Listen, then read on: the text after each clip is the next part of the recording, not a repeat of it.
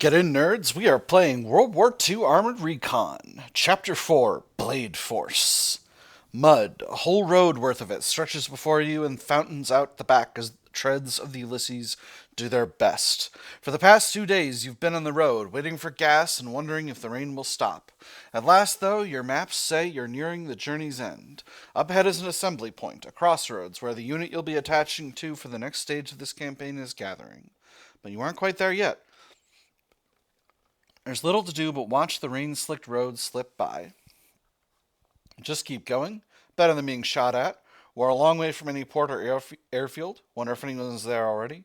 The usual then. Camp, maintenance, dinner, sleep. Do it again. Um, the usual then. Camp, maintenance, dinner, sleep. Do it again. If there's one thing your crew needs in this wet, muddy desert, it's some semblance of routine to help enforce discipline. Delegation slightly decreased. Interesting.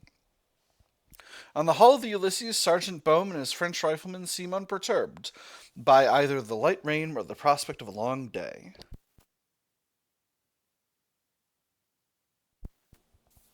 Options are we're both living the soldier's lot in life. I know they'll be glad to be dry. It'll be good to get rid of him, and it will be a long day. Uh, yeah, we're both living the soldier's lot in life. Baume and his men have certainly seemed to have lost some. Baume and his men have certainly seemed to have lost some of their élan. That's uh, offensive spirit, not offensive as in irritating, like offensive as in like military offense, like attacking spirit. Though at least they're more amiable than the Germans. Ahead lies the crossroads and a gathering of green tents strung out around a makeshift encampment. Here and then you find a tank or truck tucked off to the side, scattered well away from one another. Beyond the road, there's a crater whose edges are still crumbling, but despite that, dozens of American soldiers wander from one tent to the other, wrapped up in their wool coats, scarves, and hats. That's right, it is winter. It's on the Mediterranean, but it's still winter. With a soft kick, you have Owens bring the Ulysses to a halt. The moment the treads cease to clatter, a sergeant carrying a crate under his arm approaches. Hey, you! Fella, you can't be looking to park here, he calls over the din of the idling engine. The crimp of his Jersey accent is as unmistakable as his matching sergeant's stripes. Options, I'll park where I want. Why? Are you from Jersey? Nod. You from Jersey? You picked that up quick, he says as he wanders over. Most figure I'm from New York or Boston. Sorry, most figure I'm from New York or Boston. No, I'm not good at that Jersey accent. That New Jersey accent. Um, one must do one's best as an American not to forget that the crown dependency of Jersey is a place, and that New Jersey is not there. And I don't know to what extent Jersey, the crown dependency of the United Kingdom, gets inherits a certain amount of the reputation that New Jersey seems to get, but I would imagine it's not none. Anyway, the man says his most figure from New York or Boston, because they don't know how to talk. I'm Ray, Sergeant, in charge of this damn crossroads, while it lasts, anyways. The crate under his arm gives a soft cluck. A chicken pokes its beak out through the gap. He takes off his hat and shoves it in the gap. Nice chicken, good eggs. Let him talk. Look around for a place to park. I'm gonna look around for a place to park. All the best places are taken, Sergeant Ray notes. First come, first served. Speaking of which, you got interest? Dice, cards? Something you need or something to sell? We got tents for all that and more if you got the script for it. Script. Invasion script. Every soldier over here who wants their wage in cash gets paid with special silver certificates that bear a yellow treasury symbol. Arrêt obligatoire. Musts. Mandatory stop. I assume that's what it says in Arabic. I don't read Arabic anymore. Options are dice, cards, who's to trade. Funny how you're running the place, guy from Jersey. I'm not going to say that. That's just prejudicial. All I want is somewhere to park this tank and do the needed maintenance. That's interesting. All I want someone to park this tank and do the needed maintenance. Well, Shuby, you come to the right town, Sergeant Reyes says. Anywhere's good for us for the day, but if you want more, the tents are over there. Take stock of things here, report to whoever's in charge. Go gambling, toss dice, strike up a conversation with some of the idle soldiers, work on the Ulysses, go about making some trades.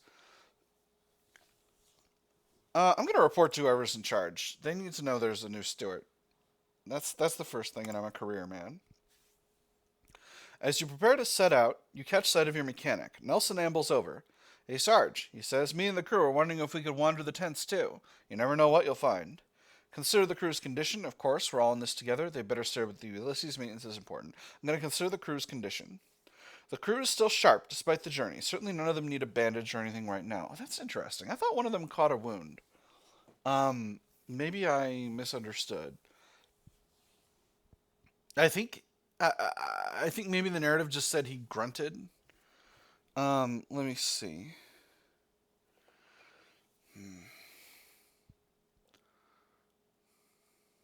I don't want to get robbed again. That having been said, we've been on the road a long time. Nah, let them cool their jets a bit. Of course, we're all in this together. Crew experience +1. They give a whoop of joy and grab their gear. A thought comes to you. The Army has issued invasion script, paper currency that's only good for a little while longer before a more permanent currency is established. Hopefully there's something worth buying out there. Before the men head out, you could ask to pool some of their script to make larger purchases. No, they should keep what they have. Ask them to pool their scripts with me.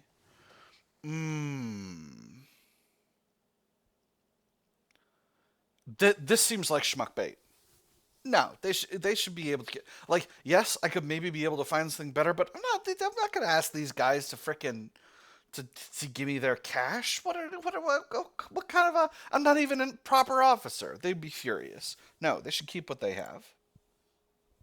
The men deserve to keep their scripts. How else are they gonna blow off steam? The command tent. Hey, here we go, Sergeant York. Nice to meet you again. The command tent is easy enough to find. Set out in the open. This is probably not Sergeant York from Burden of Command, who is Dearborn's not first sergeant, because that's a company level position, but the sergeant who is Dearborn's Batman aide de camp. That guy.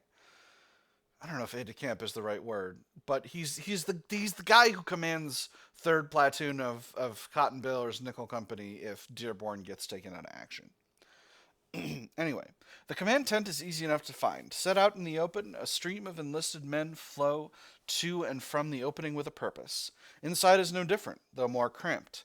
Flimsy desks balance papers and typewriters, partitioning the shade into various groups. Clerks of all sorts worry themselves over the tap of a key while officers consult maps and read reports. The tang of coffee is everywhere. Sergeant, a firm voice calls out to you. You turn to find a sun-touched lieutenant with a compass in hand. Are you one of my orphans? An edge of gray lies about his temples, though his close-shaved visage refuses to hold many wrinkles. His uniform is smudged at the cuffs, and one of his sinewy fingers holding the compass is wrapped up tight in a bandage. His granite gray eyes do not leave yours. Yes, sir, reporting in, sir, or yes, and I'd like some orders, or at least an idea of them. I'm not going to ask him for orders. If he doesn't want to give me orders, that's a him problem. Yes, sir. Reporting in, sir. Excellent. One less measure of confusion, he says, and cases his compass.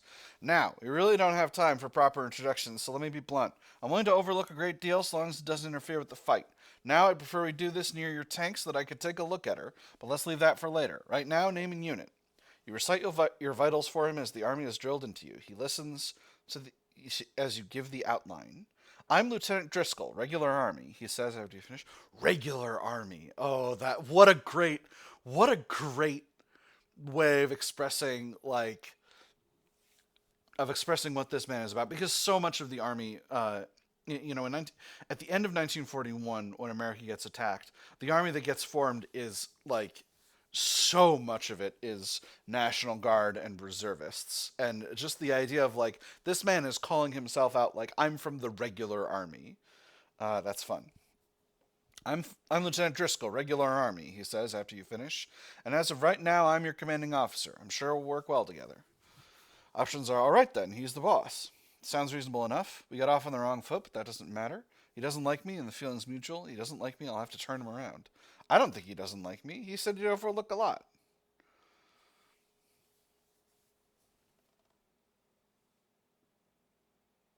What an interesting set of options we've got here. I don't think he doesn't like me. I think that's a misread. I think I think this is just like a jagged guy. This is just a guy who doesn't mince words. Sounds reasonable enough. I understand that you motored in with a few Frenchmen, Lieutenant Driscoll says. How are they for traveling companions? His name is Sergeant Baume, and I was ordered to carry him. No complaints about the passengers. He's as cold as they come. He killed prisoners. Oh, man.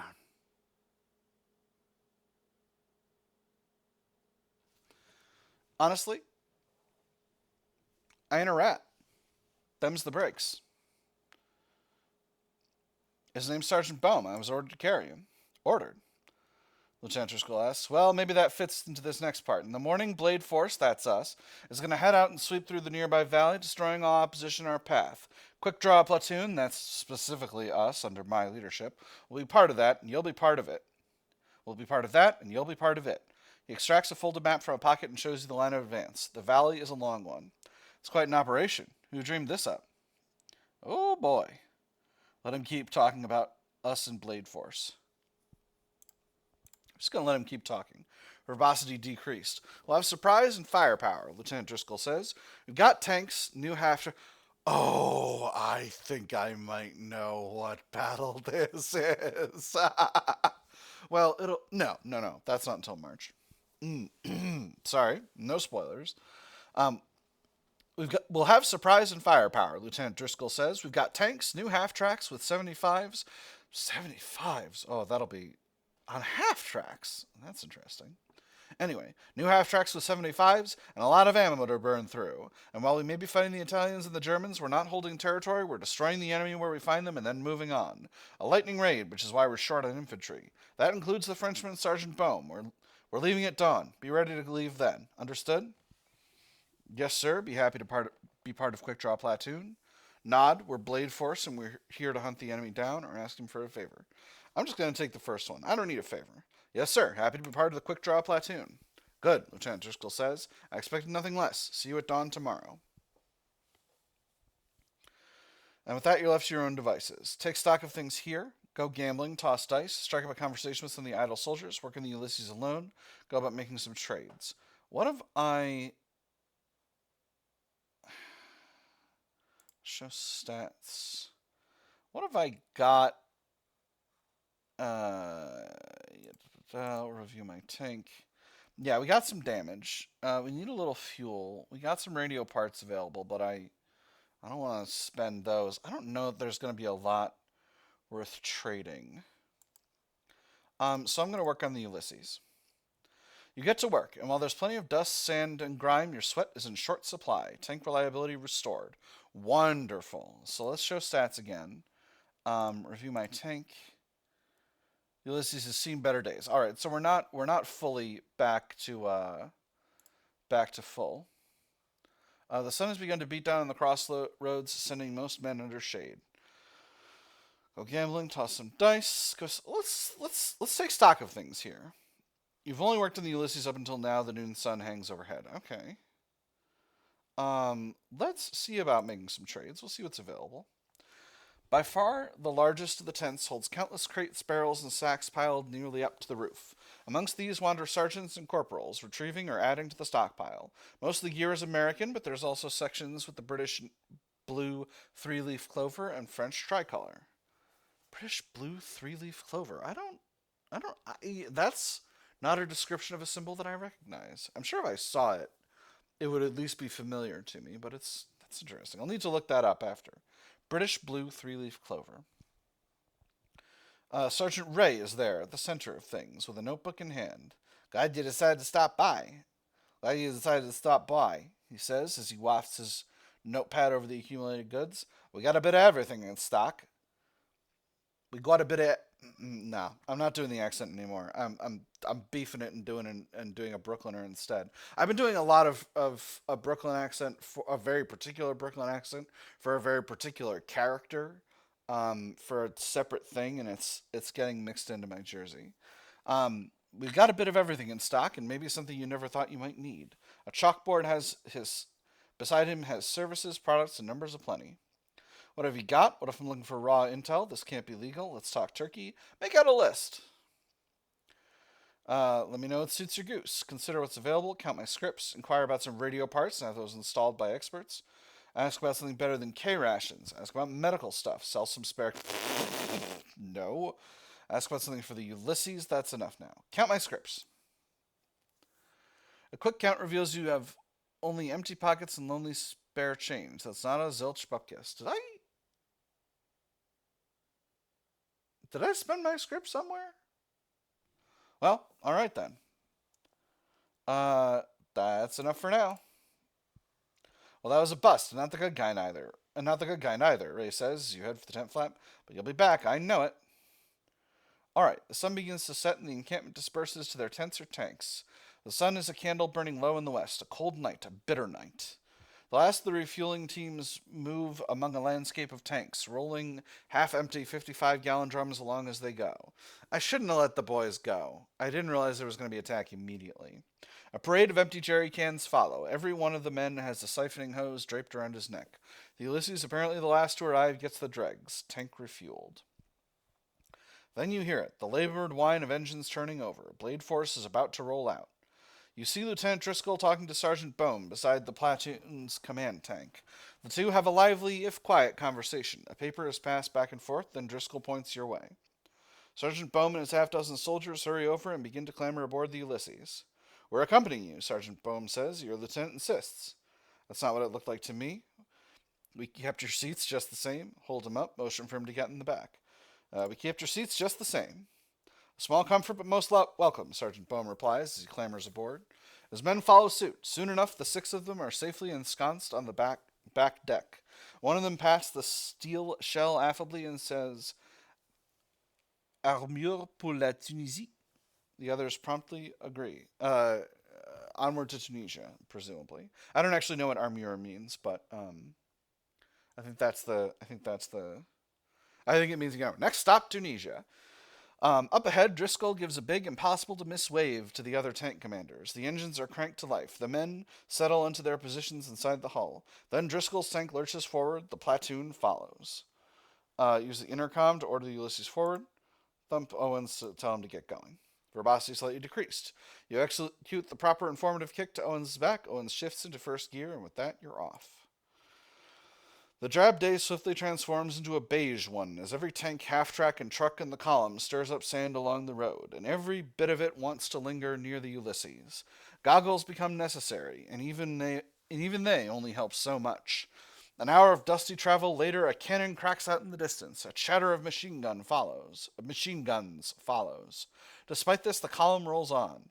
Germans, Sergeant Baume remarks to you from the lee of the cupola.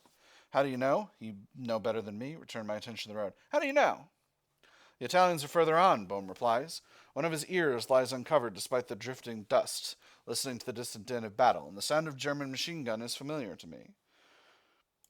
Return my attention to the road. I could also say they might have moved up, but I'm going to return my attention to the road. The skirmishing continues. The column doesn't slow. To the left, a twisted set of train tracks nuzzles up against the road. The iron rails have been sundered by craters and twisted by fire. The destruction is methodical, especially where the burnt-out carcass of a truck lies strewn across the track. Air attack, peer over at the remains of the British trucks, keep my eyes on the horizon. I'm going to keep my eyes on the horizon. No, good question. I'm going to keep a sharp lookout. We're going into enemy territory here. The sky is gray to the north and blue to the south. There are little flecks of black to the east.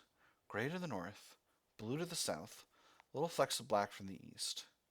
Interesting. So maybe we'll get some weather coming in from the north, but hopefully it'll pass us by. The column slows to a halt. The black silhouettes of aircraft, fighters of some kind, continue their approach. Judging from their silhouettes, they won't be friendly. Ahead, Lieutenant Driscoll blocks out of his cupola and readies his binoculars.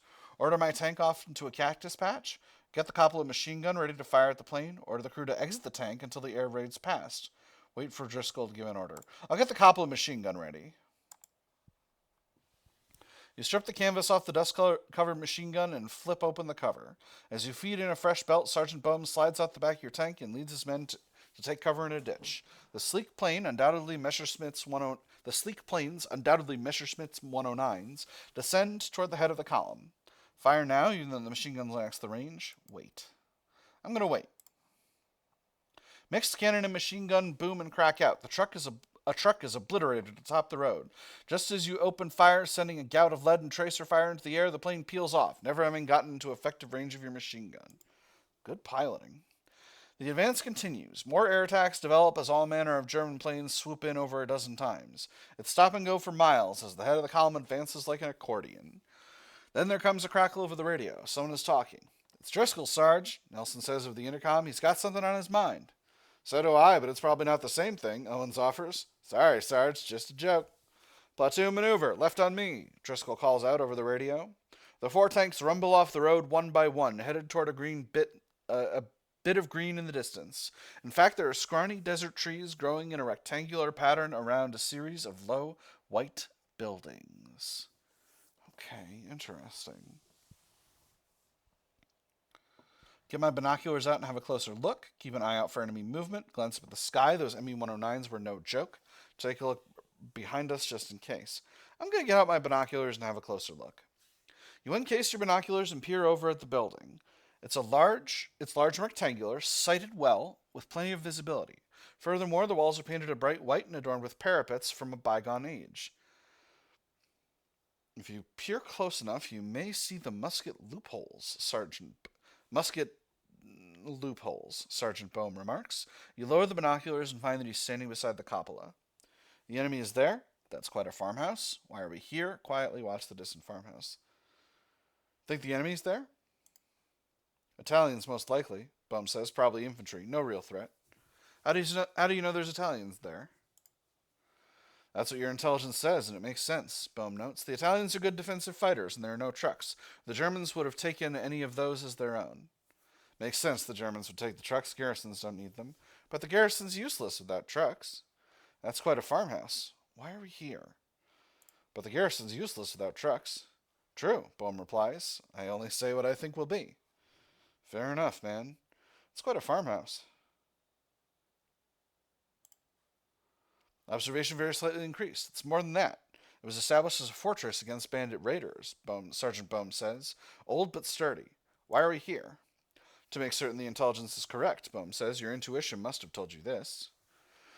After about 100 yards, Driscoll's tank halts and the rest of the platoon conform.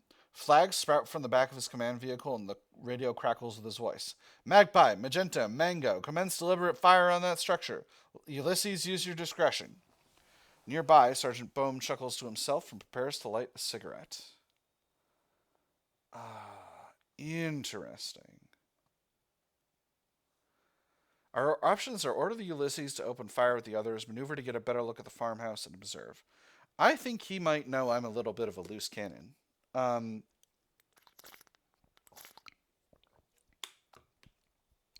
going to maneuver to get a better look. If there's something to see, we'll see it. You tap Owens' head with your boot and he glances back up. With a gesture, you indicate your route. It's a short drive, revealing little else as the other tanks in the platoon open fire. Soon the farmhouse is swathed with smoke as the rounds explode against white walls, obscuring any hope of a better view. Movement. A vehicle, there, along the tree line. Can wait for orders, open fire, or maneuver. We're shooting the crap out of that place. So the trees are. I'm going to maneuver. I'm a light tank and I'm going to maneuver. You thump Owens twice in the back and he shifts into high gear. Downrange, the enemy vehicle positions its muzzle between 2 trees and opens fire. Back behind you, along the road, a solitary Stuart tank burns even as it clatters to a halt, a victim of enemy fire. At last, Driscoll sees the danger, but the enemy, the same model of assault gun you dealt with near the downed bomber, backs away from the tree line and is out of sight. There must be a slope on the other side. It'll be back. We'll be waiting. We might be able to work around for a flank shot, signaled Driscoll. Well, he already saw, so you'll be able to work around for a flank shot. I always love going around for a flank shot. You keep the Ulysses in motion, knowing that if you can flank it, then all its advantages from the front are useless. You order the Ulysses to flank the foe, and Owens puts it in high gear. The enemy takes note and backs away, keeping front armor facing your way as it withdraws toward the farmhouse. Partially concealed by the thick walls, it opens fire on you, and for a time you trade shots until it becomes clear neither of you will conquer. Soon enough, Driscoll realizes the same thing. With the end of the column now passed, he orders the platoon to back away, keeping the strong front armor facing the enemy until at last you're out of range. Gunner and Commander XP increased. A stalemate? If we'd had more time in infantry, we could have taken that place. The Italians certainly knew when to withdraw. Yeah, you better run. The Italians certainly knew when to withdraw. Eventually, the odds catch up on anyone. Certainly, they'd done their part in delaying and must have decided on the discretion part of valor. And 2 hits of a tank and a truck certainly justifies their withdrawal. So the advance of Blade Force continues down the road. You and the Ulysses methodically eat the dust of every single vehicle ahead. Then there comes a break as Driscoll's platoon and you are directed to a divergent road. A mere 17 tanks, 4 platoons and a command vehicle head toward a narrowing of the mountains. Schwigui Pass, Sergeant Baume yelled. Schwigui Pass. Schwigui Pass, I think is how you would say that in French. Sergeant Baume yells to you over the din of the engines rebounding off rock walls. The Germans are not here. Very strange. That's a good sign. We gotta be close. Sorry, Chewy Gooey Pass? Nod, consult my map. They've gotta be close. Indeed, Sergeant Baume replies. It is when you don't see the Hun that you worry most. The Frenchie's nervous, Nelson says to Owens. You'd be too if you were French. You'd be too if you were French, Owens replies. Hey, here's what we're using for our episode art. Nice, for our thumbnails. Movement. There, just above the canyon walls, an ME-109 and a steady climb heading north. Moments later, another follows. The hills to the right diminish, and a vast acreage of neatly trimmed olive trees takes their place. Small farm buildings, the same white stone as the others, provide a flare of color on either side of the road. The column transits a hairpin turn, steadily clanking along even as it skirts the edge of a town. A bridge is near, narrow but intact. Another ME-109 lurches into the sky, soaring above a low hill nearby. You can feel a grin coming on as Lieutenant Driscoll directs his platoon off the road and up the slope, slowly forming up for a general advance. Ask Sergeant Baume to dismount his infantry. Immediately move to the forward position. Stay in the nearest position. Go where directed. Ooh, interesting. I'm not going to tell Sergeant Baume to dismount his infantry. That's his prerogative. He's a fellow sergeant. I'm going to go where I'm directed. Career man. Eventually, Driscoll assigns you a spot amid the pack, just after Sergeant Baume orders his men off the hull. The radio squawks. Magpie, Magenta, Ulysses, Mango, advance, Sergeant Driscoll calls out, then also signals the same with a wave of his arm. Along with the others, you roll forward over the crest of the hill, and there below you sprawls a shining mirage of bright metal and dark shapes adorned with iron crosses, a German airfield. Oh, I hoped I was going to be able to play this battle. This is something that really happened, by the way, a gaggle of Stuarts coming up and taking out a bunch of ME-109s at an airfield. Not a bunch, like 20 I think they got historically, but still, pretty good.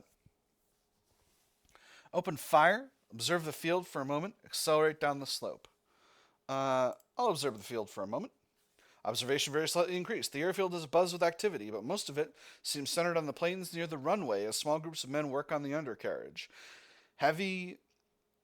Small, heavily laden carts rest nearby. The flight control tower has numerous figures up top, one of them tinkering with a jutting antenna. Below it, at the base, soldiers in field gray position sandbags. Though there are gun pits around the perimeter, no barrels poke out from the position. Wait for a good shot or briefly halt and open fire on a target. This is interesting. We're like on our way in, so this is not. They're setting up to fight. They know we're here. I'm gonna briefly halt and open fire is slowing me down. And wait for a good shot means going forward. You know what? Heck it. It's, briefly halt and open fire on a target. Fire at a grounded plane. Fire at the control tower. Tear up an infantry position. Take out some of those weapon emplacements. I'm gonna fire on a ground. Ooh, shooting at the control tower would be really fun. I don't think I'm gonna be able to hit it from this distance though. I'm gonna fire at a grounded plane. Nelson makes short work of an ME-109 on the ground, though the tracers fail to set it on fire and instead merely burn the camouflage paint. On either side of you, the tank platoon rumbles down the hill, saving their rounds for when they're level with the now sprawling airfield. The Marigold's machine gun sweeps across the untouched trenches and emplacements, sending clouds of dirt flying. They're not shooting yet, so I'm going to not shoot yet. I'm going to wait for a better shot. You scan the airfield from the top of your cupola.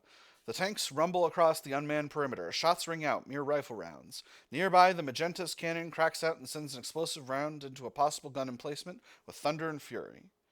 I'm gonna shoot again. Let me see. I'm gonna take out.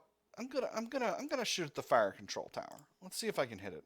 Mendoza takes aim at the base of the tower. It isn't a moving target for you to calculate speed, though the Ulysses certainly is. And a burst of fire from the MG hull helps figure out the range. You slide home a high explosive round, and Mendoza targets the base of the tower. The cannon jerks, the round screams out, a chunk of the tower is blown out, sending a spurt of dust and debris across the tarmac nearby. Button up the hatch, stay standing in the cupola. I'm going to stay standing in the cupola. Zeal very slightly increased. You stay upright and exposed. The airfield is all around you. You continue to advance with the other tanks, divvying up targets as you go. Nearby, the Magpie opens fire on the control tower, hammering the pockmarked concrete with explosive rounds until the whole thing comes crashing down. Wait for a good shot. Halt and open fire on a target. Briefly halt and open fire on a target.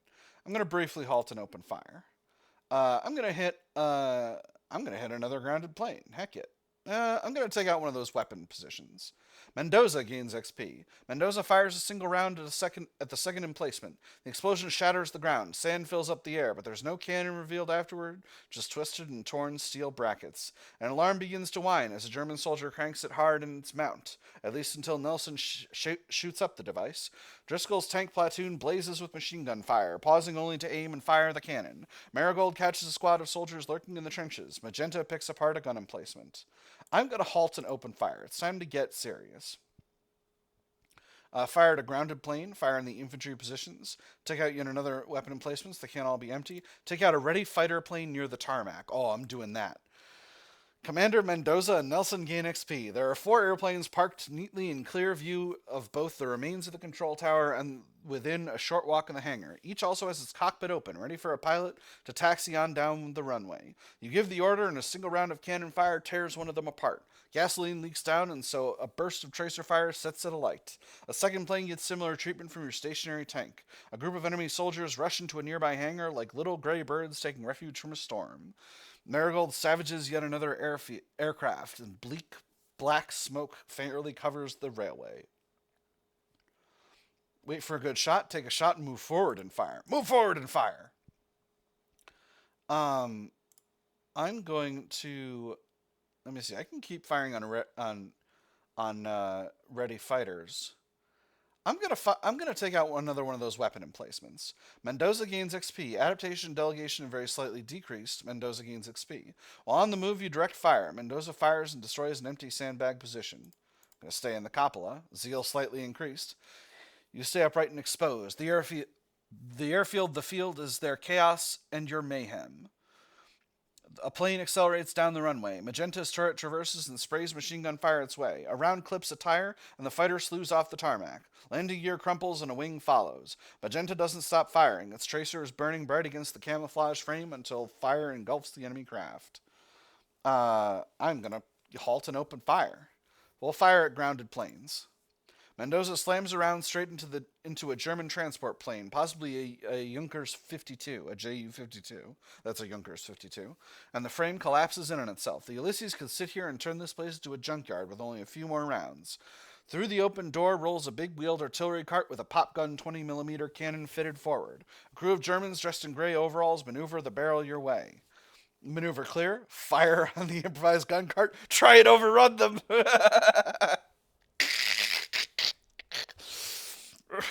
I want to go ramming speed so bad.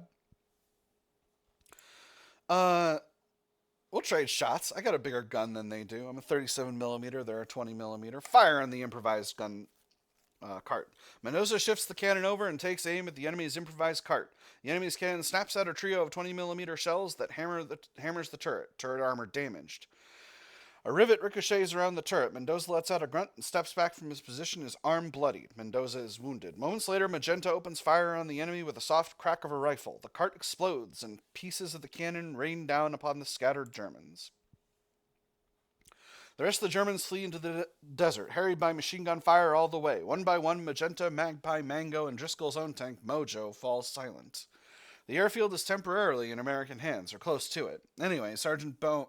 Close to it anyway. Sergeant Baume himself is nowhere in sight, but one of his soldiers has clambered up onto Driscoll's hull and proceeds to engage the lieutenant in a very Gallic conversation. Hey, Driscoll, try to listen in. Baume also got his men into action. Oh, what now? Baume! Hey, Driscoll! Verbosity slightly increased. You call out, but the words are swallowed up by the cough of engines. Soon enough, Driscoll motions you over. There you are. Let me fill you in on things. We can't stay long. Not all of us, anyway. You'll pick up the Frenchie when he's done here and hurry him and his fellows back to the column, Driscoll says above the rumble of the engine. So we stay and wait for Sergeant Baume. Is there something the French are interested in? So I'm protecting them. I'll need more gas. Okay, Lieutenant, I understand the mission. Let's do a quick check. Review my tank.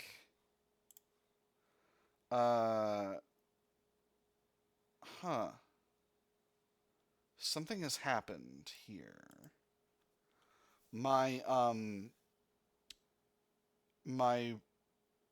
I've suffered 2 points of turret damage.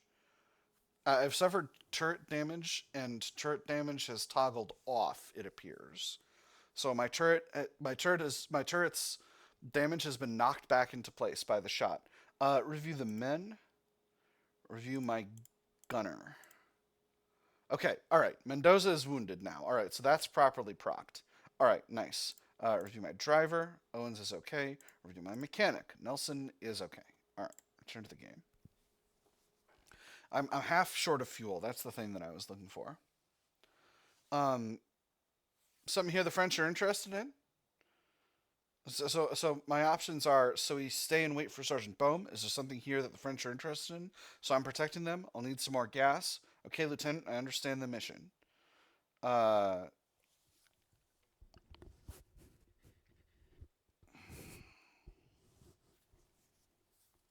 Obviously, the answer to this question is yes. I'm only a sergeant. There's a chance he might not tell me. This man is a sharp. So I'm protecting them. Yeah, they're not made of steel. Okay, all right.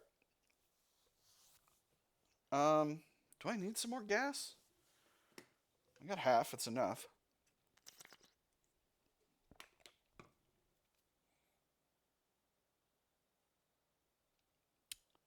I'll need some more gas. Maybe you will. Driscoll notes motions from his mechanic to pass over a jerry can. Because if you run out, you're stuck, and gasoline gained.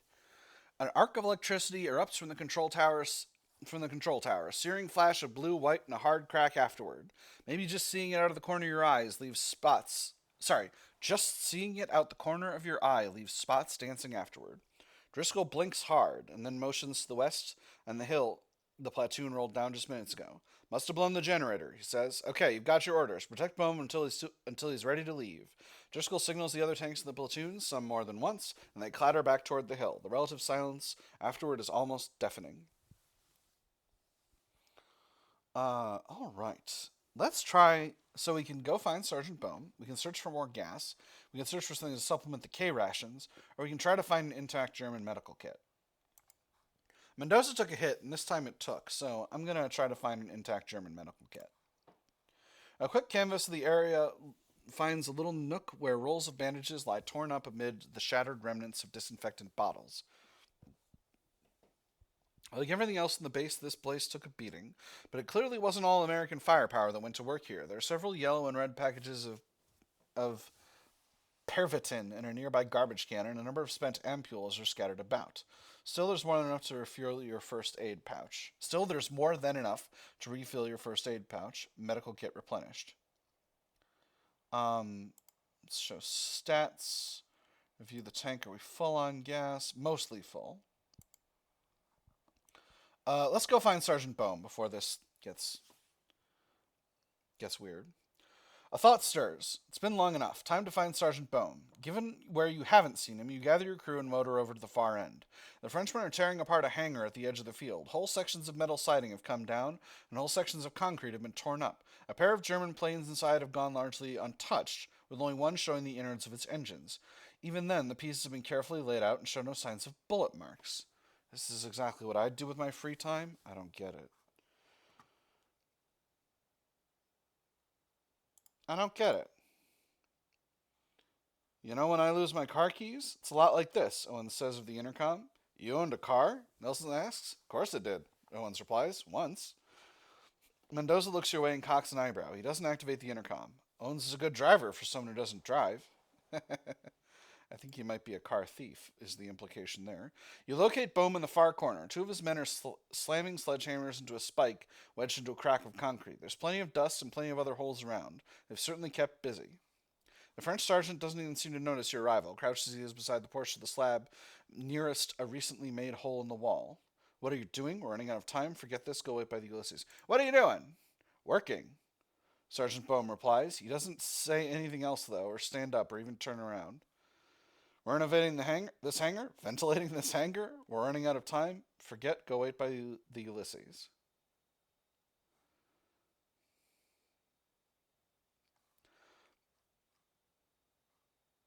I am extremely curious.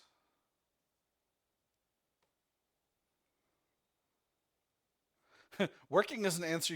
This is an answer you give to a question you don't want to answer, but this man's only a sergeant. He's not going to damage my career if I annoy him. Renovating this hangar? Seemed like the time, Sergeant Baume replies. All right, here we go. What exactly is going on? Are you going to be long? We're running out of time. Forget this. Go away by the user. What exactly is going on? Before Baume can answer, a flash of light from the nearby hill catches your eye. The flash catches Baume's eye, too. He finally stands up and watches the light flash again. A series of them. Morse code. Now that you think about it, had he turned to face you earlier, he might have missed that bright glimmer. Dot dash, dot dash, dot dash. AAA. One of yours, I hope. AAA? Something getting towed? What's that code? Wait for him to explain. I'm going to wait for him to explain. Germans approaching, Baume says, and I shall require more time. All right, I'll see what I can do. No, I'll do what I can. What you're asking is way out of line. I'll see what I can do. That's the mission. My thanks, mon ami, Baume says. When you can shield us no further, we shall withdraw. Resolute in what needs to be done, you return to the Ulysses. The engine's still idling. Shutting it off requires more than a few minutes of waiting, and also risks not being able to start it back up again, something that would be very bad right now. There is dust rising in the east, no more than a mile out. Mendoza passes over the binoculars and helps you line up. Through the field glasses, you can see the shadowy shapes amid the dust, and two vehicles further out front. The one in the back is clearly a typical desert tank with a canvas covering. A desert truck with a canvas covering. The other is a tank, a Panzer. It's a Panzer III, a medium tank with heavier armor and a bigger cannon than you've got. Well, this is going to be an encounter.